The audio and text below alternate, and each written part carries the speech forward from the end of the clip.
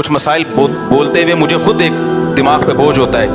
تو زوجہ کے ساتھ تو یہ جائز ہے, اپنے ہاتھ سے اپنی خواہش پوری کرنے کی شریعت میں آپ کو اجازت نہیں ہے. تو آپ خوب سمجھ لو, اللہ تعالیٰ نے مرد کو یہ حکم دیا ہے کہ وہ سوائے شادی کے اس کے پاس اپنی بیوی کے علاوہ اپنی خواہش پوری کرنے کا کوئی راستہ نہیں. اب اللہ آپ کی اس مجبوری کو مجبوری نہیں مانتے کہ ایکچولی میں سفر میں ہوں, میں اسٹڈی کے دوران, تو میں ہینڈ پریکٹس سے اپنی خواہش پوری نہیں کروں گا تو میں ڈپریشن میں جاؤں گا. تو بھائی تو شادی کرنا بیٹھ کے. اگر آپ یہ کہتے ہو کہ مجھے رشتہ نہیں مل رہا تو اپنا معیار گراؤ. آپ بولو کہ میرے اسٹینڈرڈ کا نہیں مل رہا, تو اسٹینڈرڈ کیا کرو, بولو نا, کم کرو. آپ اللہ میاں کا یہ حکم ہے, اپنا اسٹینڈرڈ کیا کرو, آپ کم کرو. یہ بھی قرآن میں ہے, وَمَن لَّمْ يَسْتَطِعْ مِنكُمْ طَوْلًا أَن يَنكِحَ الْمُحْصَنَاتِ الْمُؤْمِنَاتِ فَمِمَّا مَلَكَتْ أَيْمَانُكُمْ. اللہ کہتے ہیں کوئی آزاد عورت شادی کے لیے خاندانی عورت نہیں مل رہی, کسی کی باندی سے شادی کر لو. عرب میں باندی کا لیول بہت کم ہوتا تھا, اور اللہ نے فرمایا ذَلِكَ لِمَنْ خَشِيَ الْعَنَتَ مِنكُمْ, جس کو زنا یا برائی کا خطرہ ہے نا وہ یہ کام کرے. تو کیا مطلب, اللہ کیا حکم دے رہے ہیں, اپنا اسٹینڈرڈ کیا کرو, بولو نا, گرا دو. اور یہ اللہ نے مرد میں خواہش نفس مسلط اس لیے کی ہے کہ نہ چاہتے ہوئے بھی شادی کرے. یہ اس لیے نہیں کی ہے کہ ہاتھ سے فارغ ہو کر اپنے آپ کو ٹھنڈا کر لے اور شادی 10 سال کے لیے مؤخر کر لے. یہ تو مسلط کی گئی ہے, کیونکہ شادی کو اسلام نے آپ پہ نہیں چھوڑا, فطرت نے آپ پہ نہیں چھوڑا.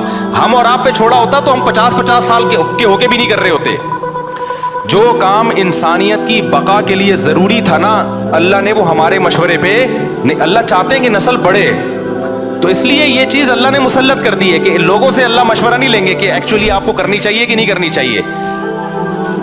اللہ مسلط اتنی کر دیتے, آدمی کہتے ہیں بھائی میرا دماغ پھٹ رہا ہے, میں برائی کی طرف جا رہا ہوں, میرے پاس کرنے کے علاوہ کوئی آپشن ہے نہیں, تو مسلط ہو جائے. کیوں, اس کا فائدہ کیا ہوگا, مجبور ہو کے آپ نکاح کرو گے, ایک دوسری عورت کو بھی آپ برائی سے بچا لو گے, اور دونوں کے ملاپ سے اولاد ہوگی جو اللہ چاہتے ہیں کہ نسل بڑھے. یہ تو فیملی پلاننگ والے کہتے ہیں کہ نہیں بڑھے, لیکن اللہ نہیں مانتا ان چیزوں کو. نہیں آ رہی بات, میرا خیال ہے.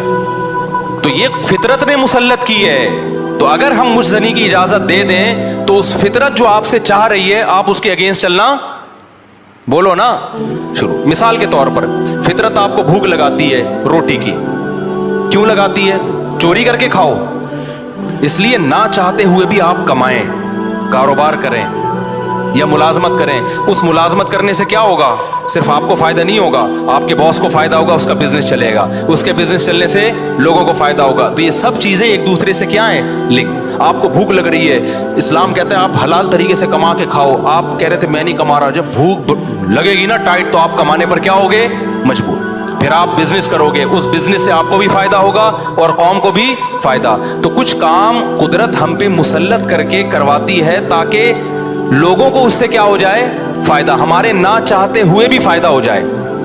لیکن آپ نے کیا کیا, ایکچولی میرے پاس چونکہ ایک ارننگ کا, کمائی کا ٹائم نہیں ہے, میں ایکچولی بہت بزی ہوں, میں بہت بڑا سائنسدان بننا چاہتا ہوں. آج کل ٹوپی ڈرامے جو چل رہے ہوتے ہیں, تو میں اگر کماؤں گا تو پھر ایکچولی تو میں بھیک مانگنا شروع کر دیتا ہوں, یا میں چوری کر کے کھانا, میں کیا کروں بھائی, میں اسٹڈی ہے, کل میرا پیپر ہے یار, میں کماؤں کیا, تو میں چوری کروں گا.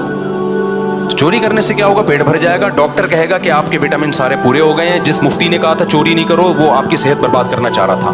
جیسے ڈاکٹر جو مزنی نہیں کرتے نا, ان کو یہ کہتے ہیں مفتی لوگوں کے چکر میں نہیں پڑو, یہ تمہیں ڈپریشن کا مریض بنا دیں گے, کوئی بات نہیں, اپنے آپ کو ہاتھ سے فارغ کر لیا کرو, اس سے ڈپریشن کیا ہو جائے گی, ختم. او بھائی, اس سے اس کی ڈپریشن ختم ہوگی, قوم کی ڈپریشن بڑھے گی, عورتوں کی ڈپریشن بڑھے گی, مرد ان سے شادیاں ٹائم پہ نہیں کریں گے. جیسے بڑھ رہی ہے ڈپریشن, وہ بھی زنا کی طرف جائیں گی, وہ بھی ہاتھ سے, اور جو گند ہماری سوسائٹی میں پھیل رہا ہے اور نسل کی کمی کا ذریعہ بنے گی. بہت سارے سائیڈ افیکٹ ہوں گے اس کو.